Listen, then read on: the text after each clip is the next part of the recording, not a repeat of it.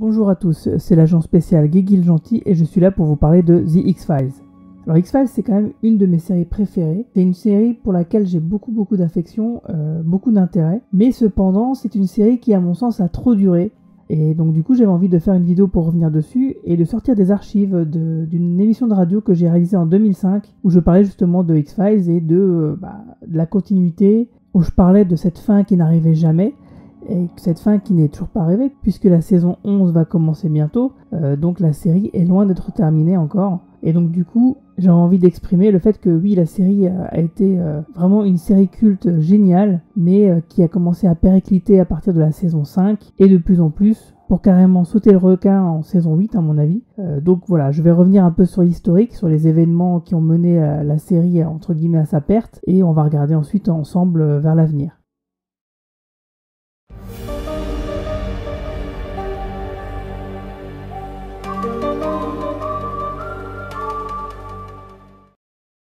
X-Files, ça a été la série culte des années 90, la série fantastique en tout cas. Alors je rappelle l'histoire pour tous ceux qui auraient été absents durant les 10 dernières années. Alors l'histoire, enfin en tout cas dès le début, on commence à suivre la toute jeune agent Dana Scully, jouée par Gillian Anderson, qui est toute fraîchement débarquée de l'académie de Quantico du FBI, et qui est assignée au département des affaires non classées, dites non classées, qui touche tout ce qui est au surnaturel et au paranormal. Alors, c'est un département qui est dirigé par l'agent spécial Fox Mulder, qui lui croit fermement aux forces occultes, au pouvoir de l'esprit, aux extraterrestres et aux fantômes, et qui est d'ailleurs même persuadé que sa sœur cadette a été enlevée par des extraterrestres lorsqu'elle avait 8 ans et lui 12. Donc elle est envoyée en fait par ses supérieurs pour mieux l'espionner, pour pouvoir faire des rapports sur lui et discréditer carrément son travail sur le paranormal. Le problème entre guillemets, c'est qu'elle va se lier d'amitié donc pour le dit agent et finalement elle va le rejoindre dans sa quête de vérité ou pour essayer de dénouer tout ce qui est conspiration du gouvernement pour cacher l'existence des extraterrestres, pour résoudre des affaires de fantômes, de revenants et autres monstres, avec un point de vue qu'elle aura qui est rationnel et scientifique. Étant un docteur en médecine, toutes les affaires vont être décortiquées de son point de vue de manière tout à fait rationnelle. C'est-à-dire qu'elle va à chaque fois, elle va essayer de trouver une explication logique à l'histoire, tandis que son collègue, l'agent Mulder, lui, fera des théories les plus farfelues les unes que les autres et qui souvent s'avèrent assez justes.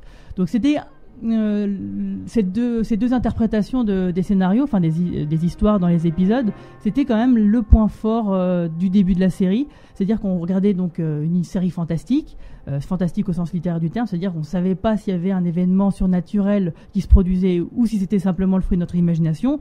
Du coup, on avait deux interprétations différentes parce que les épisodes se terminaient en général sur des fins ouvertes et laissaient libre cours à l'interprétation de chaque téléspectateur.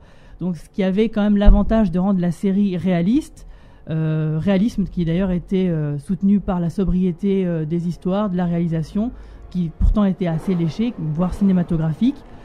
Tout ça donnait un sentiment de crédibilité et lorsqu'on regardait un épisode à la fin, on se demandait et si c'était vrai tout ça. On en était par exemple à deux doigts d'y croire. La vérité est ailleurs, comme on disait à l'époque. Alors dans leur quête, les deux agents sont aidés par plusieurs alliés. Il y a eu le directeur adjoint du FBI, Walter Skinner, les farfelus théoriciens du complot appelés The Lone Gunman, qui auront eu plus tard leur série à eux. The Lone Gunman, donc en France, au cœur du complot, une série qui a été achetée par France 2 mais jamais diffusée, qui ne compte que 13 épisodes. Donc il y a eu énormément d'informateurs secrets, dont une galerie de personnages secondaires assez vaste et riche. Tout comme, par exemple, la némésis de l'agent Mulder, l'homme à la cigarette qui veille et met des bâtons dans les roues à leurs enquêtes afin de les empêcher de découvrir la vérité sur le complot planétaire mêlant expérience secrète et invasion extraterrestre. Alors, le créateur et producteur exécutif de la série, Chris Carter, était un passionné de séries mystérieuses comme La Quatrième Dimension, enfin, comme beaucoup de monde, quoi. Alfred Hitchcock présente, ou encore Kolchak The Night Stalker, qui était joué par Darren McGavin à l'époque, une série des années 70 où c'était un journaliste qui enquêtait, pareil, à l'instar de Mulder, sur des phénomènes étranges. En fait, l'idée au créateur est venue lorsqu'il a lu le bouquin Abduction Human Encounter with Aliens, un livre de John Mack, oui, c'est en anglais. Un psychiatre réputé qui prétendait que chaque année des milliers d'Américains se faisaient enlever par des extraterrestres. Alors c'est vraiment des théories farfelues, mais qui poseront donc les bases de toute la mythologie et de toute l'histoire, tout le contexte, le background de l'histoire de X-Files. Donc la série, au début des années 90, relancera carrément, à elle seule, oui, quasiment, oui, le genre du fantastique et de la science-fiction au cinéma et à la télévision, et donnera même à la télévision en France ses lettres de noblesse, c'est-à-dire que les gens, en voyant X-Files, se disaient, bon, finalement, les séries, il y a quand même des bons trucs, de qualité qui peuvent rivaliser, entre guillemets, avec le cinéma. Moi, je me souviens que beaucoup de personnes à l'époque, ils zappaient, ils savaient pas ce que c'était X-Files, ils zappaient sur X-Files, et devant la qualité de la réalisation, de la photographie, de la mise en scène, ces gens pensaient qu'ils étaient face à un film cinéma diffusé par M6, alors que non, c'était une série télé. C'est vraiment, en plus c'était une des premières séries à être diffusée vraiment en prime time régulièrement par M6 durant des années, et qui a fait un petit peu quand même, faut le dire, décoller cette petite chaîne qui montait à l'époque et qui en est là maintenant où elle en est, c'est-à-dire une bonne grosse chaîne. Le show mettra en place ce que les fans et les scénaristes appelleront la mythologie. Donc c'est un terme qui sera repris d'ailleurs plus tard dans bien d'autres séries. La mythologie, c'est quoi ? C'est un énorme fil rouge qui retrace donc toute l'intrigue concernant la conspiration extraterrestre et qui ponctuait donc les saisons d'à peu près un tiers des épisodes. C'est-à-dire que il y avait un tiers des épisodes qui étaient consacrés à cette grosse histoire, et les deux autres tiers qui étaient des histoires indépendantes qu'on appelait les loners, qui étaient simplement des enquêtes sur le surnaturel, et qui étaient donc soit des histoires donc avec plus ou moins une conclusion, et centrées soit sur l'histoire même ou sur les personnages. Et donc comme l'autre, c'était la mythologie, donc c'était comme une espèce de gros feuilleton, qui donc prend la place d'un tiers de la série. Donc voilà, ce sont tous ces atouts qui firent de X-Files un véritable must en matière de fantastique et de série télé, et même carrément, on pourrait dire, une des grandes références du genre.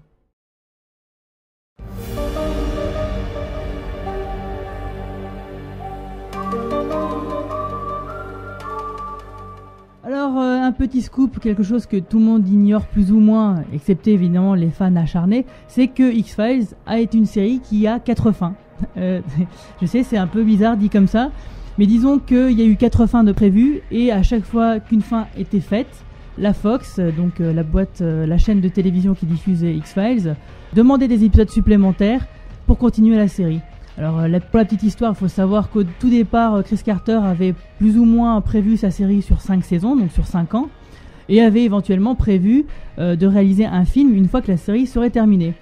Or, c'était sans compter la Fox qui lui réclamera donc 2 saisons supplémentaires et de réaliser le film tout de suite après la saison 4. Donc le film Fight the Future, qui est sorti en 1998, a été tourné entre la saison 4 et 5 en 1997, l'été 97. Et donc ce film fait la jonction entre la saison 5 et 6. Donc la première fin, en fait, c'était une fin, un double épisode qui concluait la mythologie d'X-Files, les 5 premières saisons, en expliquant tout. Enfin, pour dire vraiment que la mythologie d'X-Files, beaucoup de journalistes et de critiques à l'époque pensaient que Chris Carter allait n'importe où avec ses histoires de complot extraterrestre, qu'il ne savait pas où il allait, alors qu'en fait tout était lié, vraiment tout était lié, contrairement à d'autres séries. L'histoire d'X-Files est vraiment cohérente de bout en bout, et donc la première fin voulait donc le prouver, entre guillemets, c'est-à-dire conclure tout ça en révélant la vérité à tout le monde. Concernant l'enlèvement de Samantha, la sœur de Mulder, l'origine du Smoking Man, l'homme à la cigarette, le complot extraterrestre, quelle était vraiment sa nature, son but, ses objectifs, ses tenants, ses aboutissants et tous ses acteurs. Tout ça a été révélé donc dans cette première fin, qui en fait est devenue un simple double épisode en milieu de saison 6, qui s'appelle donc Toute la vérité. Donc après ça, donc la Fox évidemment avait réclamé une essai supplémentaire.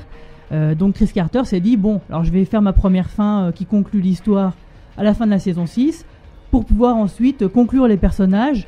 Donc c'était plutôt un parti pris sympathique, hein, c'est-à-dire on conclut l'histoire, on révèle la vérité aux téléspectateurs pour qu'ils ne soient pas perdus et qu'ils puissent continuer à suivre sans se prendre la tête, parce que c'est vrai que la mythologie au fur et à mesure du temps commençait à devenir vraiment touffue et déconcerter certains téléspectateurs. Donc il met la mythologie à plat, voilà, le complot c'est fait, c'est révélé, paf.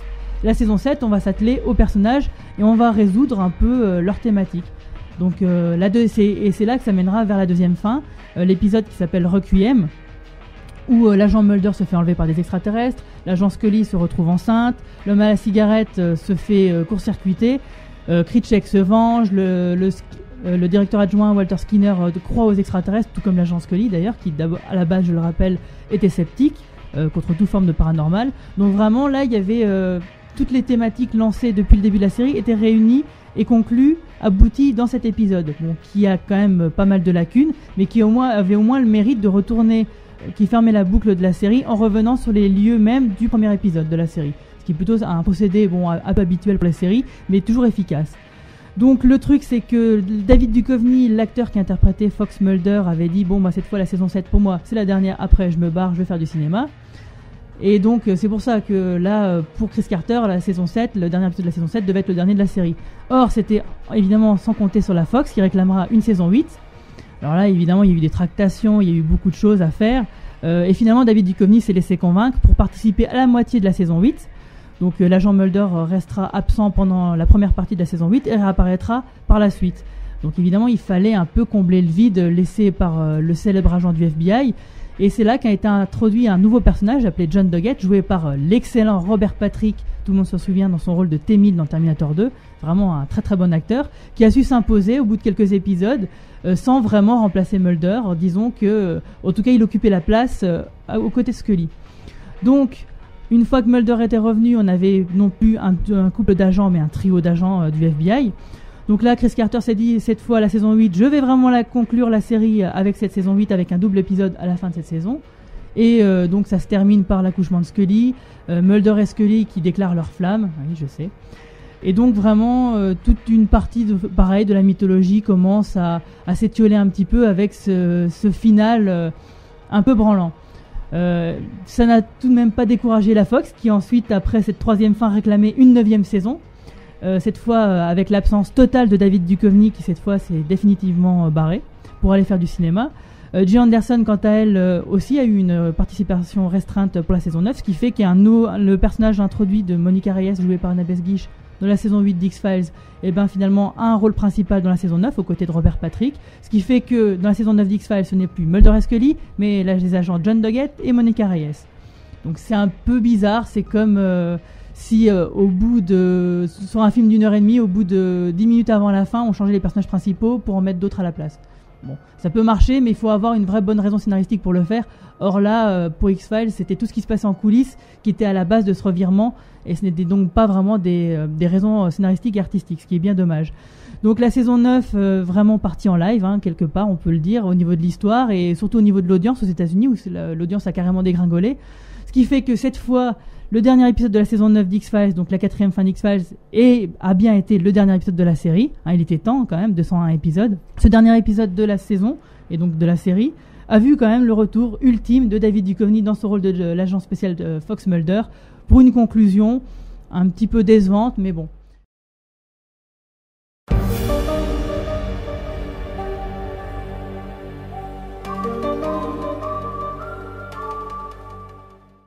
Après un acharnement de la Fox à vouloir faire durer la série de la façon dont je vous l'ai décrite, on peut comprendre aisément que la série ait perdu de son charme et n'ait plus grand chose à nous raconter de nouveau. Si la fin de la saison 9, qui est quelque part la 4e fin de X-Files, était déjà très décevante, ce n'était rien à côté du deuxième film X-Files qui est sorti en 2008. En effet, cela faisait plus de 5 ans que la série était terminée et on pouvait imaginer que Chris Carter avait bien travaillé son scénario. Ce fut loin d'être le cas. Pour la petite histoire, il faut savoir déjà que la Fox ne voulait pas vraiment de ce film, en tout cas pas spécialement, et finalement s'est retrouvée à le faire pour compenser la grève des scénaristes qui avait eu lieu à cette époque. Ce qui fait que le studio avait besoin de produire des films, et comme le scénario de X-Files 2 était déjà prêt, c'était bien pratique. Le film a très peu marché au box-office, et pour cause, le bouche à oreille fut plutôt catastrophique. Pourtant, l'idée de base était pas mal. Tandis qu'un groupe de jeunes femmes sont enlevées dans les collines enneigées de la magnifique région de la Virginie occidentale, le FBI est désespéré, car l'un de ses agents fait partie des victimes disparues, et il est en manque cruel de pistes, jusqu'à ce qu'un prêtre, le père Joe, condamné pour pédophilie, entraîne les autorités sur de sordides indices à travers ses visions de médium. Sous la glace, les agents fédéraux qui sont guidés par l'ex-homme de Dieu retrouvent des restes humains. L'agent Dakota Whitney, joué par Amanda Peet, se dit que alors c'est une affaire tout indiquée pour les anciens agents travaillant pour les affaires non classées. Le FBI a mis un terme à leurs enquêtes paranormales voilà des années, et les ex-agents Fox Mulder et Dana Scully n'ont aucune envie de renouer avec leur passé. Alors vraiment là le synopsis il donne presque envie quoi, même je me souviens à l'époque la bande-annonce m'avait vraiment donné très envie. Malheureusement l'enfer est pavé de bonnes intentions. Il y a un véritable gâchis opéré dans le film car le scénario part Donc avec de bonnes idées à la base, Mulder et Scully qui ne savent plus où ils en sont l'un pour l'autre, aussi bien dans leur vie privée que professionnellement, une sombre affaire d'expérience interdite, un voyant controversé et un décor somptueux. Certaines scènes dans la neige sont vraiment magnifiques. Il y avait donc des savants russes complètement fous qui font des expériences, un médium très controversé, donc tout ça, ça fait vraiment d'excellents ingrédients pour traiter une bonne histoire, dans la pure tradition des premières saisons de la série. Et même pour se permettre des analogies intéressantes autour du duo Mulder et Scully, qui retrouve là sa dynamique de croyants sceptiques, perdue depuis environ la saison 7 de la série télé. Tout cela part donc d'excellentes intentions, mais malgré cela, Chris Carter a réussi à tout gâcher avec un scénario des plus paresseux et des dialogues parfois affligeants. Alors je suis vraiment désolé pour ceux qui ont aimé ce film, mais franchement, il faut bien se dire que le simple fait de mettre Mulder et Scully dans la même histoire avec une vague affaire en fond ne suffit pas à faire un scénario, et encore moins un bon film. Le seul aspect auquel se sont attardés les scénaristes Chris Carter et Frank Spotnitz, c'est bien la relation entre les deux personnages principaux, laissant totalement de côté l'intrigue paranormale, et aussi le côté policier. Jamais le scénario ne nous met en réel émoi pour le sort des victimes, excepté une ou deux scènes, mais en plus la résolution de l'énigme se fait avec une sorte de moteur de recherche, une facilité qui ne permettra finalement jamais à Mulder et Scully de faire valoir leur sens aigu de déduction d'enquêteur, c'est quand même un comble. Bref, ici nous avons plusieurs éléments de facilité de raccourci qui mettent à mal l'intrigue policière et paranormale du film, qui pourtant se veut proche des premières saisons au niveau de l'ambiance. L'histoire est ici un prétexte pour mettre le couple d'ex-agents en scène et non l'inverse, comme c'était le cas dans les tout premiers épisodes justement. Une occasion ratée donc de faire un film à personnages, mais avec un fond et une trame digne des meilleurs films du genre. Alors c'est vraiment dommage, parce que après des saisons en demi-teinte et une dernière saison, une saison 9 catastrophique, ce deuxième film était très attendu et évidemment ce fut une vraie douche froide. Donc vous pouvez imaginer que lorsque une saison 10 fut annoncée, j'étais plutôt mitigé.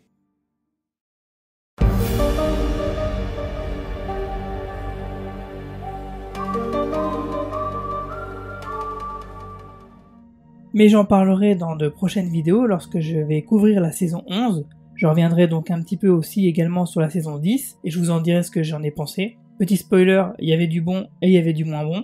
Donc je vous laisse avec cette vidéo, qui est donc la première d'une série consacrée à X-Files. Les prochaines vidéos seront consacrées à des explications sur la mythologie, qui est très dense, très fouillée et qui va être expliquée en long, en large et en travers. Et ensuite, ce sera suivi donc de mini-analyses sur les épisodes de la saison 11.